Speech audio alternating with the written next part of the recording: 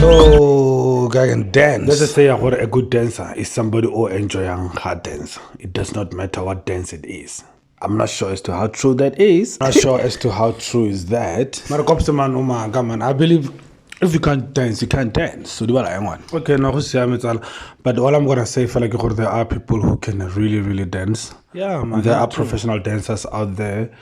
In our communities, there are people who can dance in a way. You ask yourself, why doesn't he do something about it? But the question is, what is it that he's supposed to be doing? Opening a studio, or how is he supposed to get paid, or something of the sort? And we met this guy. This guy has his own dance studio and he's making a killing out of it. People are attending, people go for the classes, and it's a lot. I see he's making enough money. He was on TV last week as well, and he's been trending also on YouTube, TikTok, Jalo, all these social platforms. Father imitator, one of the famous guys out there, and then he got recognized, I think you're famous now, man. And wow, his name is Thato Radinku, ladies and gentlemen. So wow, so it means dancing has a great future. So if you really, really believe in yourself and you are a good dancer, and I think I choose to be corrected, but I think you need to hear from people that you are a good dancer. So, ladies and gentlemen, we do have Thato. Thato, yeah. I just want him to introduce himself and tell us about himself and all that. Guy, Kimang, yeah, Thato. Oh, yeah. But maybe before, can we make him a cup of coffee? Anyone for coffee? Coffee. Sure. Firstly, I'm going to start by introducing myself. My name is Thato Radinku. Tumela. Thato is Radinku, aka Size1. So, Thato is a very humble boy from a place called Faraghatla. Yeah, big up to the Faraghatla. But I was born in Klerksdorp. Okay, yeah. And then we relocated this side, but I was still young. I think it was in 1993 or something like that. Yeah, but I grew up this side. I grew up in Rustenburg. And, growing up in Rustenburg, there's only one place where everything happens, if I can put it that way. Kasi, bra, go kasi, every day and everything. So for me, to be honest, I would like to say now I discovered my talent through that, like through life yakokasi and whatsoever. I used to look up to people like Michael Jackson. Yes, Michael Jackson, everybody knows Michael Jackson. But the main people was Bom Sawawa, Bom Sawawa da, and there was this other boy also. His name was Mshefan. I saw him the other day, and then I asked him for age. Are you still dancing or what? Because that boy was really good, bro. I usually picture myself still doing what he used to do. You understand? I wanted to be him in a way.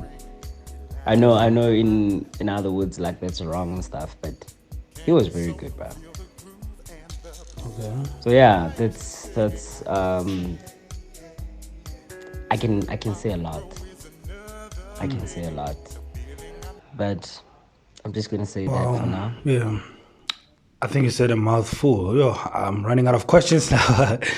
Okay, so but how would you like to inspire the young and upcoming or aspiring dancers?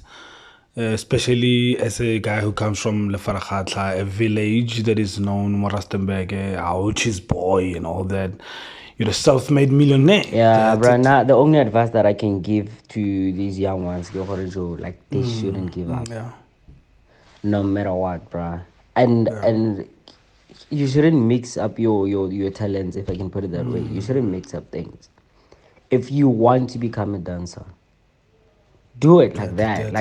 Dance, practice, get videos. Look, look at people like Chris Brown. Chris Brown is talented. He can sing and he can dance at the same time. But look at what he did.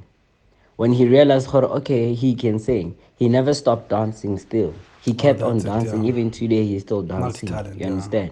So for me, I know there's a lot of people that started by dancing and they were good. And then along the way, they discovered other talents. Okay, they can also rap and stuff like that. And then they just left They didn't see dancing, the fela future, maybe. yalo, and then they went to music. Yeah, I think they They got tired of So it, for maybe. me, I think as a person, you should know yourself and oske we tlhakatlhakanya, bruh. Wanthola. Look at me, bruh. I've been dancing my whole life. Hmm? Now I'm teaching now and still dancing at the same time. Well, sometimes I do miss, like, that life body battles, competitions and stuff. Even though I still do competitions and I still want to do more competitions, but now it's not like before. Because before I wasn't teaching every time. I was like competing or performing there and there, meeting a lot of people, getting compliments and stuff like that. You check. So yeah, man, they should just don't give up and watch a lot of videos. Yeah. So what is the greatest highlight of your career as a dancer? The greatest highlight for me was when I was offered an opportunity to teach a Reviko Taban West Primary. That school had 1,300 learners, if I'm not mistaken. Yeah. So imagine having to teach that big number, that big, I bruh. can only imagine. But I taught them alone. Nobody helped me. I was Nobody there helped every you. day, Wow. teaching them, bruh. And that thing, well, Says, yeah. at first, the first time, it was kind of like difficult for me because now I had to figure out how am I gonna like come up with different choreographies and stuff like that, and also try to break also the standard of dance. Take the standard to size Because one. remember, you can't teach the same thing. I mean, you can't teach a grade 7 learner something and then you also teach the same thing one to would be a so bored. grade 8 learner.